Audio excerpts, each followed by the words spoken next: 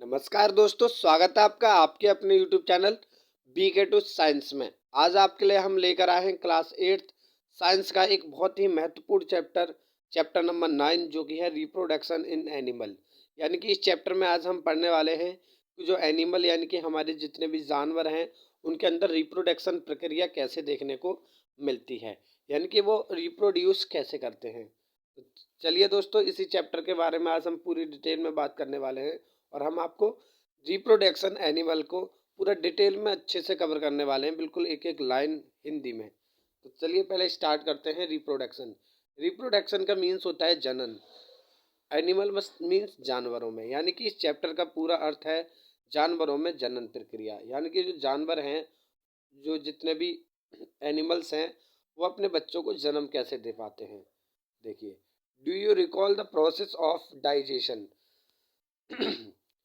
Do you recall the process of digestion? आपको याद होगा डाइजेशन का process, circulation and respiration which you have study in your previous classes. यानी कि आपने पिछली क्लास में डाइजेशन, सर्कुलेशन और रेस्पिरेशन पिछली क्लासों में पढ़ लिया होगा। These process are essential for the survival of every individual, जो कि एक बहुत ही इम्पोर्टेंट प्रोसेस हैं हर एक जीव को जीवित रहने के लिए। You have also learn about the process of reproduction in plants. और आपने ये भी पढ़ा होगा कि जो हमारे प्लांट्स हैं उनके अंदर कैसे रिप्रोडक्शन प्रक्रिया होती है। Reproduction is essential for continuation of species, यानी कि रिप्रोडक्शन इसलिए ज़रूरी है किसी भी स्पीसीज जो कि है वो कंटिन्यू बनी रहे, यानी कि कोई प्रजाति हमारी पृथ्वी पर लगातार बनी रहे, वो नष्ट ना हो। Imagine what would have happen of organism had not reproduce. सोचिए क्या होगा जब ऑर्गेनिजम्स रिप्रोड्यूस ही ना हो, यानी कि एनिमल्स अपने बच्चों को जन्म ही देना बंद कर दें।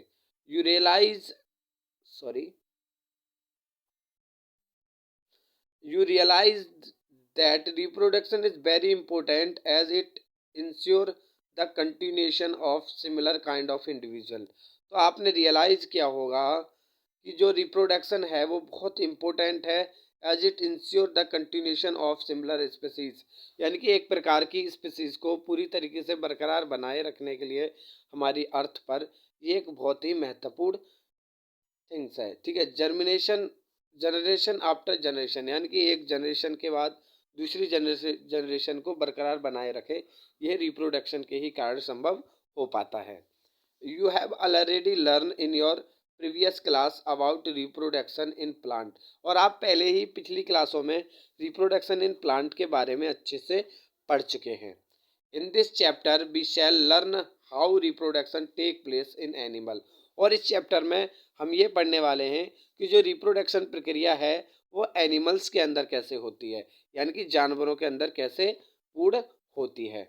सबसे पहले बात करेंगे मोड ऑफ रिप्रोडक्शन की, यानी कि रिप्रोडक्शन के प्रकार। मोड ऑफ रिप्रोडक्शन यानी कि रिप्रोडक्शन के प्रकार। Have you seen the young ones of different animal? आपने अलग अलग जानवरों के बच्चों को तो देखा ही होगा, छोटे छोटे बच्चों को। Try the name of the young ones bye completing table 9.1। और इन नीचे टेबल 9.1 दी गई है, उसमें प्रयास कीजिए कि उनके बच्चों का नाम क्या होगा, उन्हें लिखिए। Shown in example as 1 and 5, जो कि 1 और 5 में एग्जाम्पल दिखा रखे हैं। You must have seen the young ones of various animal being born. और आपने ही अलग अलग जानवरों के यंग वंस यानी कि बच्चों को देखा होगा। Can you tell how chicks and caterpillars are born? क्या आपको पता है कि जो चिक्स और कैटरपिलर्स हैं वो कैसे जन्म लेते हैं? How are kitten and puppies born? यानी कि किटन यानी कि बिल्ली के बच्चे और पपीज यानी कुत्ते के बच्चे कैसे जन्म लेते हैं? Do you think that these young ones looked the same before they were born? क्या आपको ऐसा लगता है कि ये जो ऑर्गेनिज्म है ये सेम होते हैं जन्म लेने से पहले? Do now let us find out. चलिए इन्हीं सभी का आंसर अब हम जानते हैं। हाँ जी, आपकी टेबल 5.9.5 है, यानी कि ह्यूमन के बच्चे को क्या कहा जाएगा? ह्यूमन के बेबी को कहते हैं हम, ह्यूमन के बच्चे को बेबी कहते हैं, कैट के बच्चे को किटन कहते हैं, डॉग के बच्चे को पपीज कहते हैं, बटरफ्लाई के बच्चे को अभी पीछे ही देखा था हमने फ्लाई, हैन के बच्चे को चिक्स, और गाय के बच्चे को काफ कहते हैं, काफ।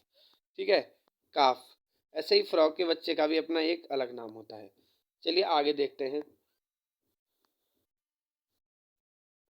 जस्ट एज इन प्लांट, जैसा कि पेड़ में देखा आपने, there are two mode of by which animal reproduce, जैसे प्लांट में दो मोड, रिप्रोडक्शन के दो मोड होते हैं, एक सेक्सुअल और एक असेक्सुअल, ऐसे ही सेम वैसे ही एनिमल्स में भी देखने को मिलते हैं, यानी कि sexual reproduction and asexual reproduction, यानी कि एक वह रिप्रोडक्शन जिसमें सेक्स प्रक्रिया काम करती हो और एक विदाउट सेक्स प्रक्रिया के उत्पन्न होते हो जीव। सबसे पहले बात करेंगे सेक्सुअल रिप्रोडक्शन की, यानी कि सेक्सुअल रिप्रोडक्शन है क्या, समझते हैं पूरा डिटेल में। सेक्सुअल रिप्रोडक्शन, ठीक है, try to recall reproduction in plant which you study in class 7th, यानी कि याद करने का प्रयास कीजिए, आपने reproduction in plant 7th class में पढ़ा होगा।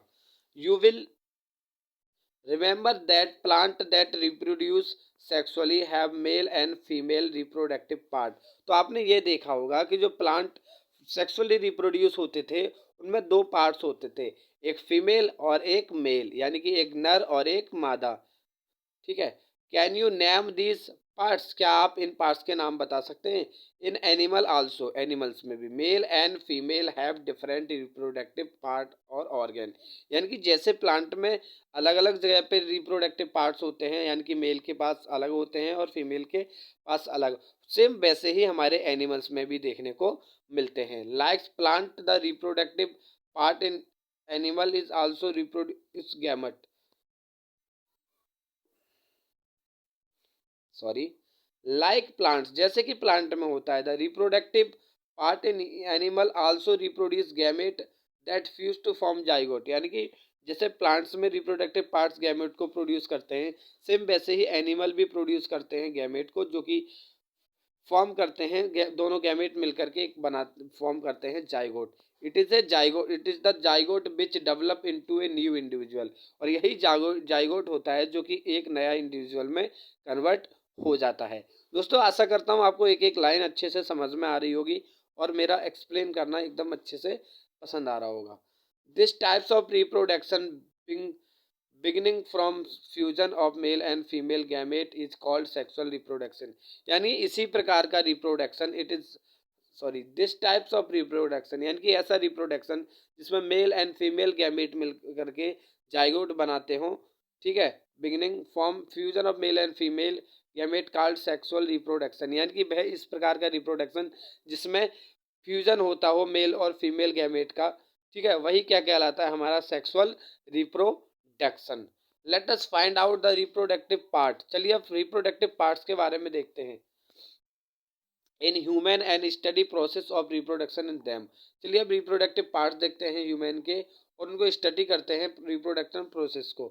ठीक है, सबसे पहले मेल रिप्रोडक्टिव ऑर्गन, यानी कि मेल के अंदर कौन से क्या क्या रिप्रोडक्टिव ऑर्गन होते हैं और क्या नाम होते हैं उनके। मेल रिप्रोडक्टिव ऑर्गन, यानी कि मेल जनन सॉरी पुरुष जनन अंग भी इसे हम हिंदी में कहते हैं। The male reproductive organ include A pair of testis, यानी कि मेल रिप्रोडक्टिव ऑर्गन में जो होता है, रिप्रोडक्टिव ऑर्गन होता है उसमें एक जोड़ी यानी कि दो टेस्टिस होती हैं जिन्हें हम टेस्टिस कहते हैं। टू स्पर्म डक्ट होती हैं, दो स्पर्म डक्ट होती हैं मेल रिप्रोडक्टिव ऑर्गन में, और एक पेनिस होता है।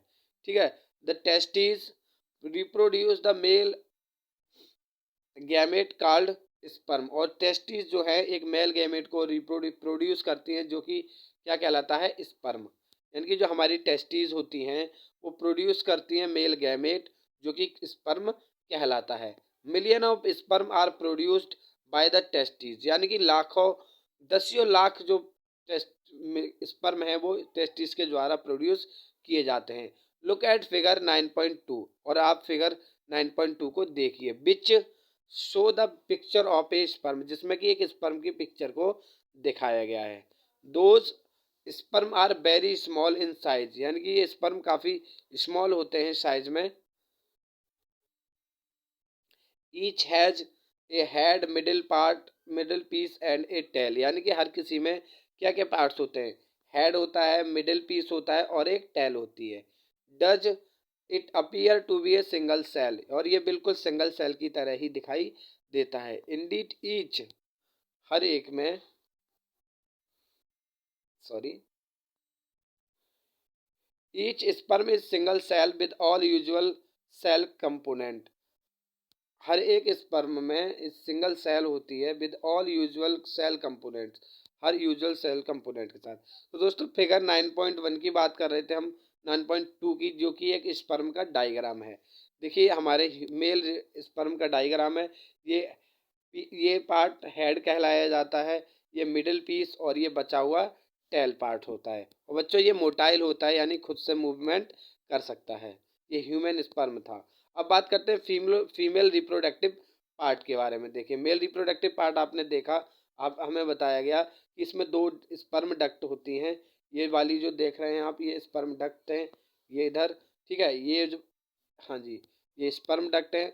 और ये जो पार्ट है ये वाला, ये हमारा पेनिस होता है, इस पेनिस, और इन्हें हम टेस्टिस कहते हैं। ठीक है दोस्तों, आशा करता हूँ आपको अच्छे से समझ में आ रहा होगा। अब है बात फीमेल रिप्रोडक्टिव पार्ट की, यानी कि महिला का, मादा का जनन अंग, यानी कि महिला जो है वो कैसे जनन, किस पार्ट, क्या क्या पार्ट्स होते हैं जिनसे जनन करती है। फीमेल रिप्रोडक्टिव ऑर्गन जिसे कहते हैं। Female reproductive organ are a pair of ovaries, यानी कि मेल में पेयर ऑफ टेस्टिस होती है और फीमेल में पेयर ऑफ ओवरीज होती हैं। एक ओविडक्ट होती है, फॉलिपियन ट्यूब जिसे हम कहते हैं, एंड यूटेरस होता है। फिगर 9.3 में आप देखेंगे द ओवरी प्रोडक्ट प्रोड्यूस, जो ओवरी है वो प्रोड्यूस करती है किसको? देखिए हमारा ये फीमेल जनन अंग है, यानी कि फीमेल रिप्रोडक्टिव ऑर्गन है। जैसे ये पेयर ऑफ ओवरीज होती है वन, और ये सेकंड, ये यूटेरस कहलाता है मिडिल पार्ट। ठीक है, ये जो डक्ट्स होती हैं जो यूटेरस से जुड़ी होती है ओवरी से, उन्हें हम ओविडक्ट कहते हैं, और इसे हम वजाइना कहते हैं। तो आशा करता हूँ दोस्तों आपको अच्छे से समझ में आया होगा। आगे बढ़ते हैं और समझते हैं अच्छे से डिटेल में और इसके बारे में। फीमेल गैमेट इज कॉल्ड ओवा, यानी कि फीमेल, जो फीमेल रिप्रोडक्टिव पार्ट है वो फीमेल गैमेट को प्रोड्यूस करता है, जो कि ओवा और एग कहलाता है, जो कि फिगर 9.4 में आप देखोगे। इन ह्यूमन बींग्स, इंसानों में की बात करें, इस single mature egg is released, एक ह्यूमन बींग में सिंगल मैच्योर एग रिलीज होता है इनटू द ओविडक्ट, ओविडक्ट में बाय द ओवरीज, ओविडक्ट में ओवरी के द्वारा एक सिंगल मैच्योर एग रिलीज होता है एवरी मंथ, यानी प्रति महीने। Uterus is the part, uterus एक पार्ट है where the development of the baby take place, यानी कि यूटेरस ऐसा पार्ट है जहाँ की बेबी जो होता है, ह्यूमन बिंग का बेबी यानी कि बच्चा जो होता है वो डेवलप होता है, ठीक है, यानी कि विकसित होता है। Like the sperm and egg is also a single cell, जैसे स्पर्म है और जो एग है वो भी एक सिंगल सेल है, यानी कि सेल को हिंदी में कोशिका कहते हैं, ये सिंगल कोशिका है। दोस्तों ये है न्यूक्लियस, ये ह्यूमन ओवम है। ये जो आप डायग्राम देख रहे हैं, ये फीमेल का ओवम है, ठीक है। आगे देखिए, और ये देखिए, ये फर्टिलाइजेशन, ये ओवम और स्पर्म है, ठीक है। ओवम और स्पर्म आपस में टकर मिल रहे हैं, और ओवम और स्पर्म के मिलने को ही हम फर्टिलाइजेशन कहते हैं। तो ये चीज़ आपको समझ में आई होगी। You know that egg zygote is the beginning of the new individual, ठीक है दोस्तों। अब आगे समझते हैं फर्टिलाइजेशन प्रोसेस क्या होता है। इतना आपको अच्छे से समझ में आया होगा। आगे समझ लेते हैं अब फर्टिलाइजेशन प्रोसेस, जो कि एक बहुत इंपॉर्टेंट टॉपिक है। Fertilization, the first step in the process of reproduction is the fusion of sperm and ovum, यानी कि सबसे पहले रिप्रोडक्शन का जो सबसे फर्स्ट स्टेप है वो fusion of sperm and ovum, यानी कि ओवम और स्पर्म का फ्यूजन होना, यानी कि मिलना सबसे पहला स्टेप होता है फर्टिलाइजेशन में। When sperm come in contact with an egg, जब स्पर्म एक एग के कांटेक्ट में आता है, और वन ऑफ द स्पर्म में फ्यूज टू द एग, फिर उनमें से एक स्पर्म जो है वो एग के साथ फ्यूज हो जाता है। Such fusion of the egg and the sperm is called fertilisation, यानी कि ऐसा फ्यूजन जिसमें एग और स्पर्म का फ्यूजन हो वो फर्टिलाइजेशन कहलाता है। Figure 9.5, during the fertilization, fertilization के दौरान the nuclei of sperm and the egg fuse to form single nucleus, यानी कि जो न्यूक्लियाई होते हैं इसके स्पर्म और एग के, वो सिंगल न्यूक्लियस को बनाते हैं। आगे समझते हैं दोस्तों। This result in the formation of fertilized egg और जाइगोट, और इसी का रिजल्ट होता है कि जो हमारा एग और स्पर्म और ओवम फ्यूज होकर के नया रिजल्ट देते हैं, जो कि होता है हमारा जाइगोट बना लेते हैं। डिड फिगर 9.6 में आपको दिखाया गया होगा। अभी मैंने आपको फर्टिलाइजेशन अच्छे से समझाया था। ये ओवम और स्पर्म आपस में मिले और एक नया वो बना लेते हैं, जिसे हम क्या बोलते हैं, जाइगोट। ठीक है, आगे देखते हैं, जाइगोट का प्रोसेस पूरा समझ लेते हैं अच्छे से। हाँ जी, the process of fertilisation is meeting of egg cell from the mother and sperm from the father. यानी कि जो फर्टिलाइजेशन है उसमें प्रोसेस होता है कि मदर से जो है क्या स्पर्म, सॉरी, मीटिंग होता है एग सेल को मदर से एंड स्पर्म कॉल फ्रॉम, यानी मदर से एग आता है और स्पर्म आता है फादर से, और वो आपस में एक दूसरे को मीट करते हैं, यानी कि मिक्स हो जाते हैं। So the new individual inherit some characteristics from mother and some characteristics of father. इसलिए उनकी जो संतान होती है, जो बच्चा होता है, उसमें कुछ कैरेक्टर जो है वो माता से आते हैं और कुछ कैरेक्टर पिता से आते हैं। ठीक है, लुक एट योर ब्रदर और सिस्टर, अपने भाई और बहन को देखिए। See if you can recognize some characteristics in them similar to those of your mother your father. तो आप देखोगे आपके भाई बहनों में कुछ कैरेक्टर आपकी माँ से मैच हो रहे होंगे और कुछ आपके पिताजी से। Fertilization which take place inside the female body is called internal fertilization. यानी कि वह फर्टिलाइजेशन जो फीमेल बॉडी के अंदर होता है, उस प्रकार के फर्टिलाइजेशन को हम इंटरनल फर्टिलाइजेशन कहते हैं। Internal fertilization occur in many animal including human being, cow, dog and hand. और इंटरनल फर्टिलाइजेशन कई जानवरों में देखने को मिलता है, जैसे ह्यूमन, इंसानों में, गाय, कुत्ते और मुर्गियों में यह इंटरनल फर्टिलाइजेशन देखने को मिलता है। आगे दोस्तों, अब हम लास्ट आगे जाके पढ़ेंगे have you heard about test tube baby के बारे में। तो अभी तक इंटरनल फर्टिलाइजेशन तक का ही टॉपिक कवर करते हैं और आगे बात करेंगे टेस्ट ट्यूब बेबी और इससे आगे के टॉपिक के बारे में। सॉरी, इंटरनल फर्टिलाइजेशन हो गया। अब थोड़ा सा और कवर कर लेता हूँ, मैं आपको एक्सटर्नल फर्टिलाइजेशन भी बता देता हूँ, जिससे कि ये टॉपिक आपका खत्म हो जाए और डेवलपमेंट ऑफ एम्ब्रियो वाला टॉपिक आगे कवर करेंगे। टेस्ट ट्यूब बेबी के बारे में इतना इम्पोर्टेंट नहीं है फिर। You will be surprise to know that in many animal fertilization take place outside the body of the female. आप ये जानकर बड़े आश्चर्यचकित होंगे कि कुछ ऐसे भी जानवर होते हैं जिनके अंदर फर्टिलाइजेशन बॉडी से बाहर होता है। In this animal fertilization take place in water. इनमें फर्टिलाइजेशन किस में होता है, वाटर में। Let us find out how this happen. चलिए जानते हैं कि ये ऐसा कैसे होता है। देखिए वाटर में ही हो रहा है। फीमेल ले 100 ऑफ एग, यानी कि जो फीमेल है वो सैकड़ों अंडे देती है। एग अनलाइक हैन एग, जैसे जो हैन एग की तरह ही होते हैं। Frog egg is not covered by a cell. Frog egg जो है वो सेल से कवर्ड नहीं होते। It is comparatively very delicate, ये बिल्कुल डेलिकेट होते हैं। Layer of jelly hold the egg together, एक लेयर से चढ़ी होती है उसके ऊपर एग के, वही पूरे जो एग है उसे होल्ड करके रखती है। It provide the protection of cell. Egg जो सेल है, लेयर है, वही हमारे एग सेल को प्रोटेक्शन यानी सुरक्षा प्रोवाइड कराती है।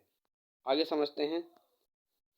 As the egg is laid, जैसे ही एग होता है, the male deposit sperm over them. ठीक है, एग जैसे ही लेड हो जाता है तो मेल अपना क्या है, स्पर्म को डिपॉजिट कर देता है उसके ऊपर। ईच स्पर्म स्विम रेंडमली, और हर एक स्पर्म जो होता है वो रेंडमली स्विम करता है पानी में in water with the help of a long tail, अपनी लॉन्ग टेल के कारण। The sperm comes in contact with the egg, जैसे ही स्पर्म एग के कांटेक्ट में पहुंच जाता है वाटर में, दोनों स्विम कर रहे होते हैं फ्री, लेकिन जैसे ही स्पर्म जो है एग के कांटेक्ट में आता है, this result in the fertilization. यार यही कि जब एक दोनों का कांटेक्ट हो जाता है तो यही रिजल्ट होता है उनका फर्टिलाइजेशन का। This types of fertilization in which fusion of male and female gamete take place outside the body. यानी कि इस प्रकार का फर्टिलाइजेशन जिसमें क्या मेल और फीमेल गैमेट जो हैं वो बॉडी से आउटसाइड रिलीज होते हैं, वही कहलाते हैं एक्सटर्नल फर्टिलाइजेशन। दोस्तों आशा करता हूँ आपको इंटरनल फर्टिलाइजेशन भी समझ में आया होगा और एक्सटर्नल फर्टिलाइजेशन भी समझ में आया होगा। यानी कि एक्सटर्नल फर्टिलाइजेशन जो है जिसमें मेल और फीमेल का गैमेट बॉडी के, इंटरनल फर्टिलाइजेशन में mail and female gamete body के अंदर रिलीज होते हैं और मिल करके वो क्या बनाते हैं, जाइगोट। और एक्सटर्नल फर्टिलाइजेशन वो है जिसमें mail and female gamete body से बाहर रिलीज होते हैं और वो मिल करके जाइगोट फॉर्म करते हैं। It is very common in aquatic animal such as fish, starfish. और ज़्यादातर एक्सटर्नल फर्टिलाइजेशन हमें पानी में रहने वाले जीवों के अंदर देखने को मिलता है। तो दोस्तों आशा करता हूँ आपको पूरी वीडियो अच्छे से समझ में आई होगी। आज की वीडियो में इतना ही। धन्यवाद दोस्तों। हमारे चैनल को सब्सक्राइब करें और बेल आइकन को दबाना ना भूलें।